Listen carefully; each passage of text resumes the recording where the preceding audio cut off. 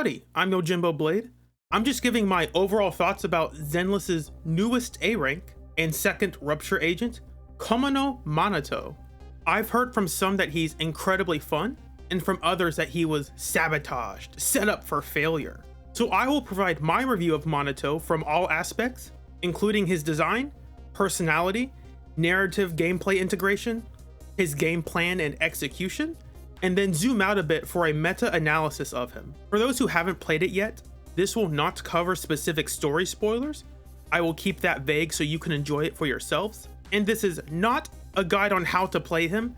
Those videos already exist. Personally, I encourage people to try the character out first before looking at guides, because part of the fun of learning the character is that self-discovery aspect. But maybe that's just me.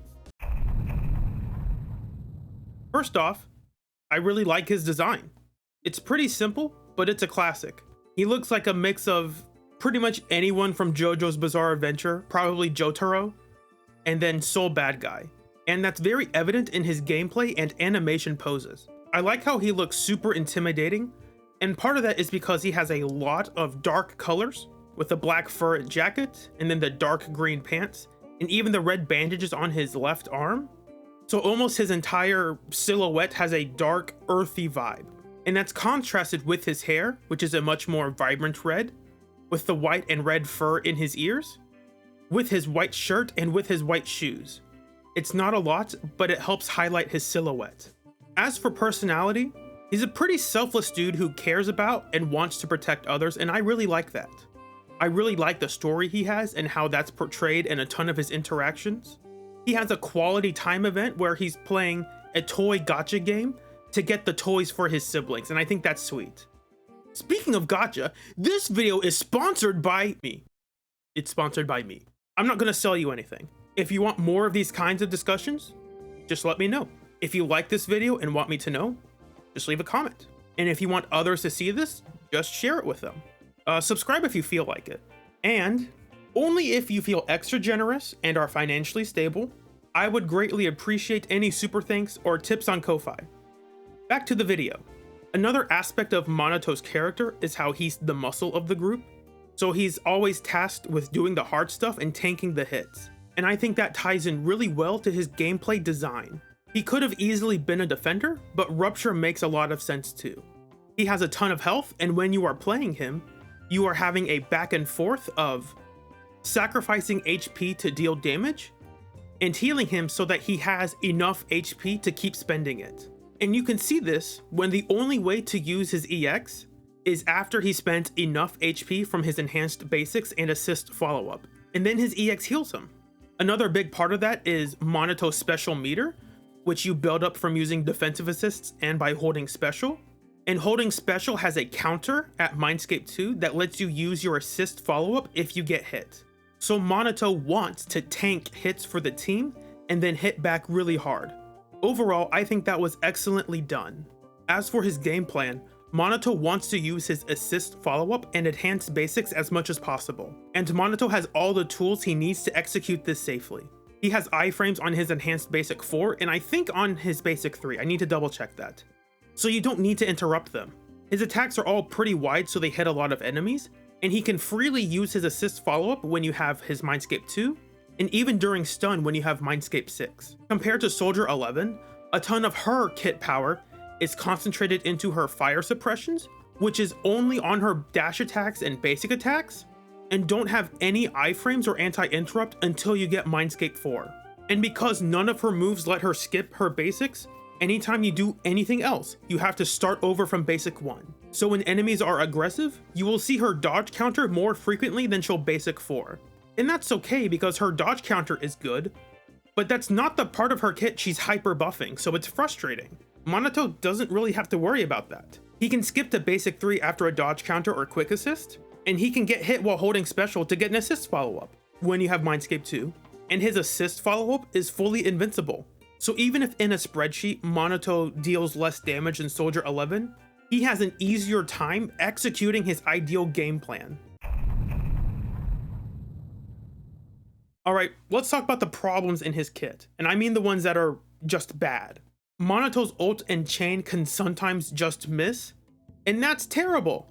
It can sometimes push you so far away that you have to sprint back to enemies. That's annoying. Also, big problem, the Yunque Tails drive disc feels really bad on him. He can't EX enough to ever have the 4-piece buff activated until the enemy is stunned. And that's frustrating. And finally, this one's not really a problem, but I think it's a bit unfortunate. He has a way to add fire damage to his regular basics, and that's pretty cool. But there's almost never a situation where you will ever use them, so it's kind of wasted. Now, some of you might be asking, why haven't I talked about the problems with his assist follow-up? I've heard a lot of players say it feels clunky. You can't switch while doing it. The extended hits don't stop enemies from moving, and it's annoying to interrupt his special counter while doing basics. And the reason I haven't talked about this is simple. I think this is one of the most engaging and skill-expressive parts of his gameplay. You are asking a Billy player why Monato has to put in some extra effort for his payoff. Don't be surprised that I argue that effort is an integral part of the payoff. Using Billy as an example, Billy's game plan poses a question. Crouching buffs my damage, but it makes it harder to move and attack. It takes a little time to get crouching, and I need to be constantly attacking, and I need to reposition myself when enemies move. Is there a way I can move and attack while crouching? The answer is yes, absolutely. But there is a risk reward associated with it. If they changed Billy so that he was always crouching, Billy would be so much less interesting to play because that removes all the risk and gives all the reward. That just sounds so much less engaging. For context, when I say risk reward, I mean the ratio of the effort needed to execute their game plan to the damage and game feel payoff for it. Not just does my payoff deal damage, but how does it feel? And that's a very subjective thing, and it's pretty fluid. I would say Billy is a high risk, high reward agent, while a character like Yi Xuan at a basic level is low risk, high reward. That's why I don't enjoy playing her as much, even when I hyper optimize her. I want to make a separate video about that topic later, so I'll save my full thoughts about that. The main thing is that because Monato's assist follow-up has these issues, it poses the player a couple questions. Is there any way I can switch while doing my assist follow-up? The answer is yes, absolutely. You can switch with a quick assist, which right now is really only through Astra. She's the only one who can give you that sort of quick assist prompt, or with any perfect assist.